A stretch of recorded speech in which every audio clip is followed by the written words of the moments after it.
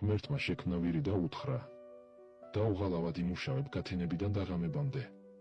ზურგზე მძიმე ტვირთს ატარებ, ბუჩქებით იკვებები. დიდი ჭკუა არ გექნება და 30 წელი იცოცხლებ. ვირმა უპასუხა: ბატონო, ყველაფერს გავაკეთებ, მაგრამ 30 წელი ძალიან დიდი დროა. უბრალოდ 10 მომეცი. და ღმერთი ასეც მოიქცა. შემდეგ ღმერთმა შექმნა ძაღლი და უთხრა: შენ დაიცავ ადამიანების სახლებს და მათი საუკეთესო მეგობარი იქნები. შეჭამ იმ საკვებს, რასაც მოგცემენ და 20 წელი იცოცხლებ. ძაღლმა უპასუხა: ბატონო, ყველაფერს გავაკეთებ, მაგრამ 20 წელი ძალიან დიდი დროა. უბრალოდ 10 მომეცი. ღმერთმა მას მხოლოდ 10 წელი მისცა. შემდეგ ღმერთმა შექმნა მაიმუნი და უთხრა: ტოტიდან ტოტზე იხტუნავებ, სასაცილო ხუმრობებს იტყვი და ყველას გააცინებ. იცოცხლებ 20 წელს.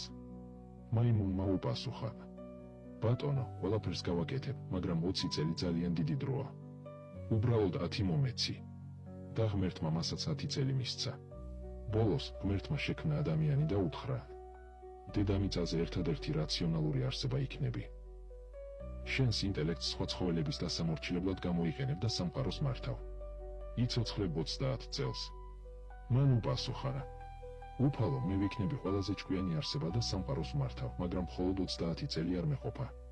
გთხოვ, მომეცი ვირის უარყოფილი 20 წელი, ძაღლის 10 და მაიმუნის 10 წელი. და ღმერთმა ეს თხოვნა შეუსრულა. ამიტომაც ადამიანი პირველ 30 წელს რეალურად ადამიანურად ცხოვრობს, ტკბება ახალგაზრდობითა და თავისუფლებით. შემდეგი 20 წელი ვირივით შრომობს, მძიმე ტვირთითა და პასუხისმგებლობით. შემდეგ გადის პენსიაზე და 10 წელს ძაღლივით ატარებს, სახლსულის და იმით ცხოვრობს, რასაც მიუტანენ.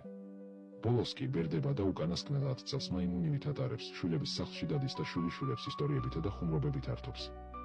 ეს არის ცხოვრების რეალობა.